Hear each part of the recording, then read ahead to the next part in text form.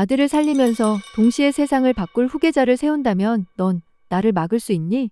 고성이가 혼잣말처럼 흘린 이 문장은 한 번 들으면 잊히지 않는데요. 이 말 한 줄이 한우진의 이식 수술 준비와 박성재의 입지 그리고 집안 전체 권력의 균형을 송두리째 흔들기 시작했습니다. 겉으로는 환자 보호를 위한 평온한 준비였지만 속으로는 누가 재단과 병원을 그리고 그룹의 다음 시대를 쥐게 될지 결정하는 결투였다고 봐도 됩니다. 고성희는 병원 이식 코디네이터와 일정을 맞추면서 동시에 재단의 정관을 조용히 손봤습니다. 긴급 상황에서 이사장의 위임 권한을 확대하는 조항, 후계자 육성 목적의 특별 펠로십 조항, 의료 연구 자금 배분의 우선순위 조정 같은 작은 글자들을 빈틈없이 끼워 넣었죠. 문장은 차분했지만 의도는 분명했습니다. 박성재를 당장 내치지는 않되 박성재를 비켜가도 시스템이 굴러가도록 길을 새로 깔겠다는 뜻이었어요. 그 길의 끝에는 한우진이 서 있었습니다. 한우진은 겉으로는 향수병 때문에 주말만 한국에 있고 싶다 고 웃어 보였지만 혈액검사표의 수치가 말해주듯 시간이 넉넉하지 않았습니다. 윤 원장은 중립을 지키려 했습니다. 수술을 서두르려면 안전장치를 더 두텁게 해야 한다. 는 원칙을 반복했죠. 하지만 원칙만으로는 이 집안의 속도를 늦추기 어려웠습니다. 고성희의 전화를 받은 이사장들이 같은 날 같은 시각에 같은 회의실로 모이는 일은 이 집안에서 가끔 일어나는 기이할 정도로 자연스러운 우연이었으니까요. 고성희의 두 번째 준비는 사람의 마음을 움직이는 일이었습니다. 박성재에게는 너를 의심하는 게 아니다 라는 말로 안심을 주면서 실제 업무는 점점 더 미래전략실과 의료재단 신사업실로 흘리게 했습니다. 박성재가 책임질 숫자는 여전히 컸지만 박성재가 결정할 수 있는 영역은 조금씩 좁아졌습니다. 반대로 한우진의 이름은 회의록에 참석자 칸을 비집고 올라오기 시작했어요. 차세대 공익 프로젝트 자문, 국제협력 포럼 패널 같은 타이틀이 말없이 붙었죠. 박성재는 그 변화를 읽지 못할 만큼 둔하지 않았습니다. 그는 차트 앞에서 오래 서 있었습니다. 내가 지켜야 할 건 회사고 주주다. 스스로를 다독였지만 이름이 많이 불리는 자리가 언제부터 권력의 그림자를 얻는지 모를 리 없었죠. 세 번째 준비는 지은호였습니다. 누구보다 위험하고 동시에 누구보다 안전한 카드. 혈연으로 이어진 친족 기증자 그리고 고성희라는 이름이 가진 설득력. 고성희는 지은호를 부르자마자 먼저 사과했습니다. 엄마가 너무 오래 돌아왔지. 그 말 한 줄은 지은호에게는 칼과 같은 말이었는데요. 사과의 모양으로 다가와 빚의 모양으로 남는 말. 지은호는 컵을 두 손으로 감싸고 한참을 듣기만 했습니다. 고성희는 차분히 말했다가 잠시 멈췄다가 다시 조심스럽게 말을 이었습니다. 우진이는 시간을 벌어야 해. 내가 서명하면 절차를 빨리 태울 수 있어. 내 몸은 내가 지킬게. 지은호는 정확히 알고 있었습니다. 내 몸은 내가 지킬게라는 말이 가능하려면 누군가는 보이지 않는 선을 넘어야 한다는 것을요. 지은호는 결국 서류에 이름을 썼습니다. 조건을 걸었습니다. 우진이 상태를 숨기지 말아주세요. 고성희는 고개를 끄덕였고 그날 밤 병원 파쇄기에는 누군가의 오래된 회의록이 갈려들어갔습니다. 새로운 문서를 위한 빈자리를 만들겠다는 뜻이었죠. 그 무렵 이지혁은 투자 미팅을 끝내고 맘대로 집 새 사무공간 공정을 밀어붙이고 있었습니다. 지은호와 이지혁은 이제 공적으로도 사적으로도 반말을 쓰는 사이가 되었고 일 얘기하다가도 일상으로 자연스럽게 넘어갔습니다. 은호야, 오늘은 집에 일찍 가. 너 어제도 내 자리에 못 잤잖아. 농담처럼 오가는 말끝에 둘의 마음은 조금씩 가까워졌습니다.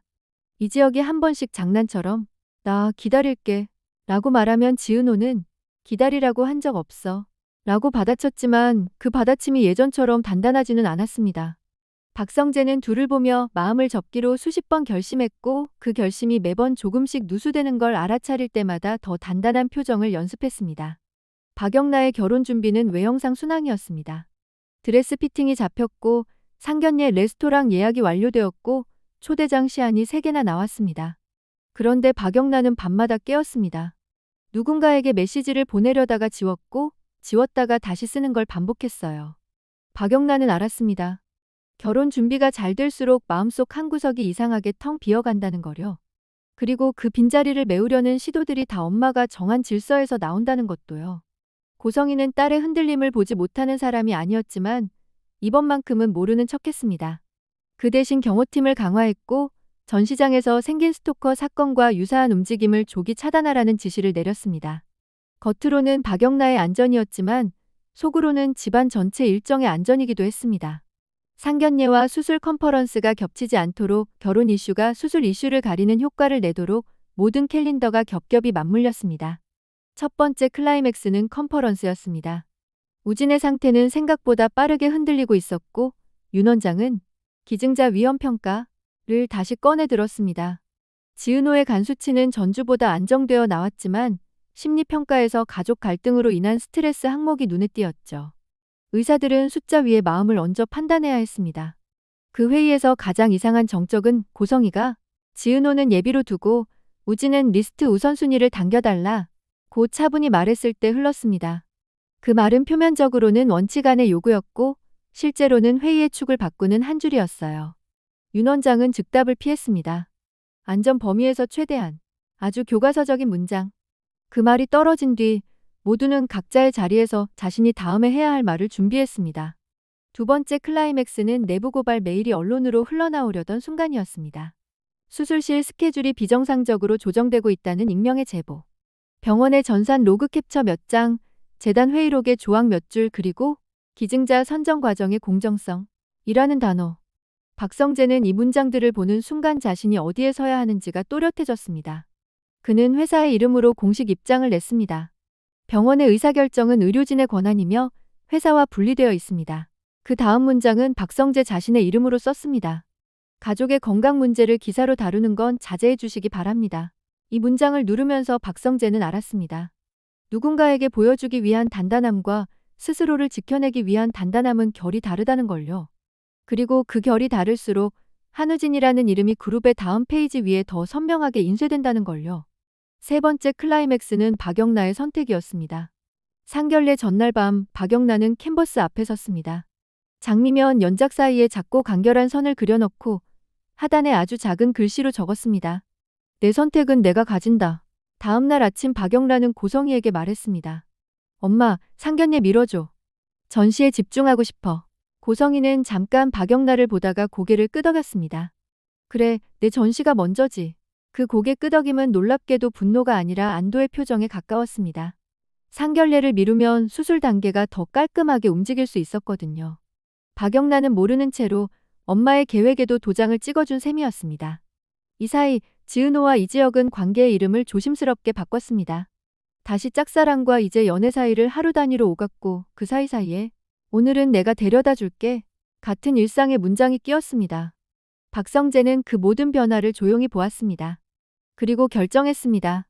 내가 지킬 건 사람의 감정보다 회사의 시간표다. 결심은 차갑게 들리지만 실제로는 스스로를 보호하기 위한 마지막 장비였어요.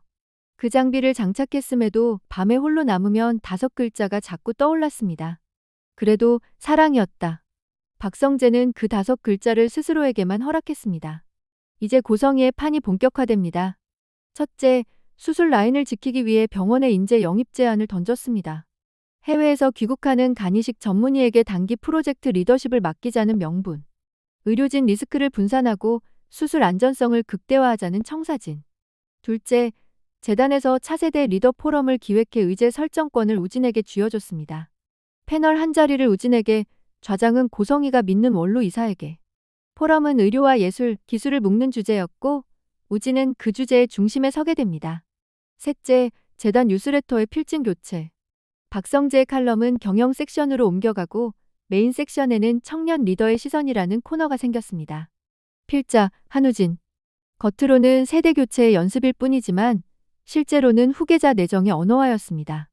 실무자들은 언어를 읽습니다. 언어가 바뀌면 보고 라인이 달라지고 보고 라인이 달라지면 힘이 움직이죠. 박성재는 그 움직임을 아주 또렷하게 체감했습니다. 나를 제치는군. 다만 박성재는 평생 배운 방식대로 반응했습니다. 흔들리지 않는 표정, 숫자를 지키는 밤, 회의에서의 간결한 결론, 그리고 가족에게 향하는 최소한의 예의. 지은호에게는 더 정중해졌고 이지혁에게는 더 직설적으로 변했습니다. 지혁아, 내가 책임질 건 내가 정해. 다만 은호를 소모품처럼 쓰는 선택은 절대 하지 마. 이 말은 경고가 아니라 부탁에 가까웠습니다. 이지혁은 고개를 끄덕였습니다. 알고 있어. 수술 날짜가 가시권에 들어오자 고성희는 마지막 리스트를 열었습니다. 예비 기증자 B. 이 이름은 누구에게도 보여주지 않은 카드였습니다. 위험했고 동시에 마음의 버팀목이기도 했습니다.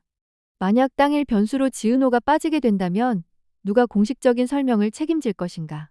혈연, 합법, 안전, 세 가지 조건을 동시에 만족시키는 이름이 필요했어요. 하지만 비를 꺼내는 순간 모든 관계가 파열음을 낼 거라는 것도 알고 있었습니다. 그래서 고성이는 그 파일을 여러만 보고 닫았습니다. 쓰지 않고 끝내야 한다. 스스로에게 7번쯤 되뇌었습니다. 운명의 하루가 다가왔습니다. 오전에는 맘대로 집 쇼룸 오픈, 오후에는 재단 포럼, 밤에는 병원 이식팀의 최종 브리핑. 세 개의 시계 바늘이 같은 날에 겹쳤고 모두가 자신이 있어야 할 자리에 섰습니다. 쇼룸에서는 이지혁이 짧게 인사했습니다. 우리는 집을 고치지만 사실은 사는 방식을 고칩니다. 뒤쪽에 서 있던 지은호는 그 말끝에서 괜히 가슴이 뜨거워졌습니다. 그 순간 휴대폰이 진동했습니다. 병원에서 온 최종 브리핑 알림. 그녀는 곧장 이지혁을 돌아봤고 이지혁이 눈빛만으로 답했습니다. 가. 난 곧 따라갈게.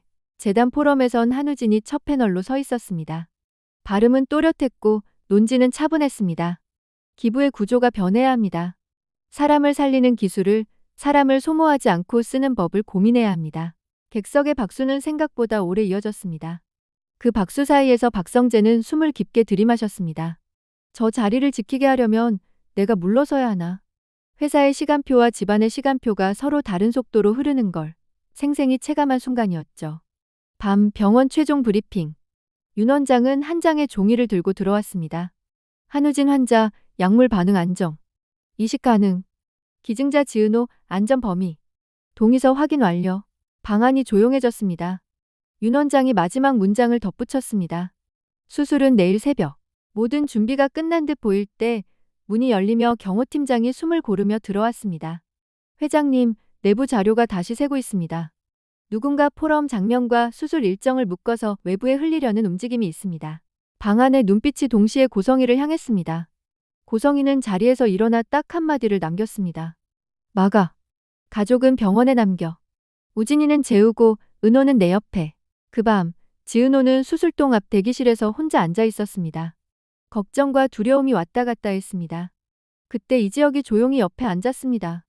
말이 많으면 오히려 더 불안해진다는 걸 아는 사람처럼 그는 물병을 하나 쥐어주고 고개를 기대라고만 했습니다. 은호야, 내일 내가 어떤 결정을 하든 내가 내 편이야. 지은호는 눈을 감고 천천히 숨을 들이마셨습니다. 고마워. 그 말이 끝나자마자 머릿속에서 오래 남아있던 질문이 떠올랐습니다. 엄마는 왜 우진이를 살리면서 동시에 우진이를 앞세우는 걸까? 답은 알고 있으면서도 입으로 꺼내면 상처가 될까봐 삼켜왔던 문장. 지은호는 결국 묻지 않기로 했습니다. 내일이 지나면 질문의 모양이 달라질지도 모르니까요. 새벽이 왔습니다. 수술팀이 움직였고 장비 점검이 끝났고 서명 확인이 끝났습니다. 바로 그때 병원 내부망에서 수술 정보가 외부로 빠져나가려다 차단되었습니다.